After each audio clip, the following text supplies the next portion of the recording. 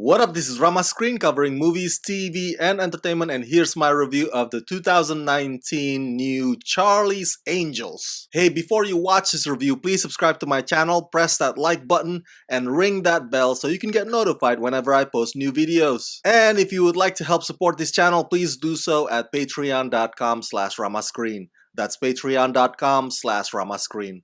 Let's rock this. Oh man. I really should not have kept my hopes up. It's no secret that I have a huge crush on both Kristen Stewart and Naomi Scott, and I think Ella Balinska, even though I don't know much about her, is kinda hot too. So on paper, the team up of these three leads, all of whom are at the height of their prime, should totally work, right? Well, just like how it is with any movie, if the script is bad, then it doesn't matter if you have the most perfect cast in the world. Let me be blunt here. This new Charlie's Angels movie majorly and royally sucks balls. So much so that this makes Director McGee's version, the one with Drew Barrymore almost 2 decades ago, seems decent by comparison. Scripted and directed by Elizabeth Banks, this new take on the classic iconic Charlie's Angels stars Kristen Stewart, Naomi Scott, and Ella Balinska, who work for Charles Townsend, a security investigative agency that has expanded globally. A new product has been stolen and is about to be sold in the black market, so the new team of angels, guided by multiple Bosleys, must stop it from falling into the hands of a mysterious villain. Okay, let's go through some of the positives, which are not that many here. Obviously, on the superficial level, Kristen Stewart, Naomi Scott, and Ella Balinska are incredibly attractive. And the way they rock their various hairstyles and their various outfits, it really doesn't get sexier than those three. And the movie knows that, and it capitalizes on that. The opening credit is basically a montage of girls and young women from all walks of life all over the world. So this film does not hide the fact that it wants to champion girl power, which is absolutely cool in my opinion. Although some of the instances could seem a bit overboard. I mean, at one point,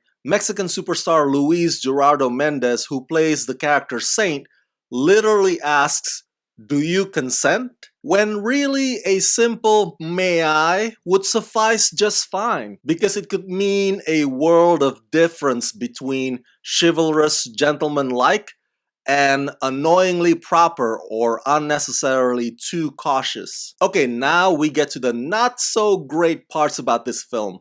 Let's just rip it out quick, like a band-aid. Maybe I'm alone on this, but I thought the 2000 movie Charlie's Angels and its sequel Full Throttle were both terrible. Especially Full Throttle. God, that was horrid. So I don't understand this film's desperate need to make a connection to those previous films like they're in the same universe, instead of straight up keeping a distance away from it. But then again, after watching this film, I've come to the conclusion that maybe, just maybe, nobody could make a decent Charlie's Angels movie. That whenever anybody tries to do it, it's doomed to fail from the beginning. Just like how some graphic novels should remain on the pages instead of being adapted, maybe Charlie's Angels is one of those properties that should never be revisited again. As a spy thriller, this movie is also deeply frustrating. It's bad enough that the investigation and the reveal are all uninspired. Many of the action sequences also move and feel like some kind of strobing light. It's just chaos for chaos' sake. Like if you stare at it long enough, you might get seizure. On top of which, the cuts and the messy editing stitches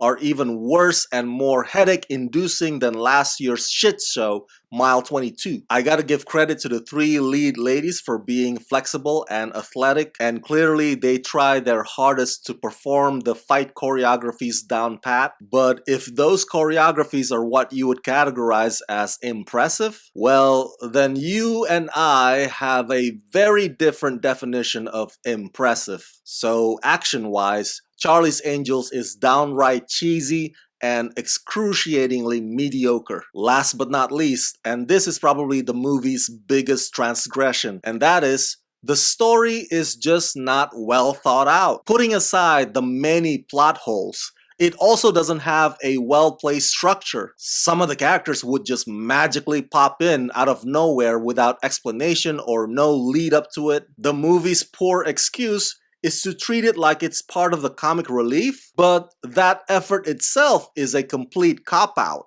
And the film's weak attempt on humor is also painfully cringy. And there's nothing clever about the big bad villain's motivation or how he gets taken down either. I mean, this is just lazy writing at its worst. The story idea is credited to Evan Spiliotopoulos and David Auburn, but the one who wrote the screenplay is Elizabeth Banks. So I'm not sure who's to blame here, but someone needs to take responsibility for what otherwise could have been a fun and stylized new take. This 2019 Charlie's Angels movie is a massive disappointment.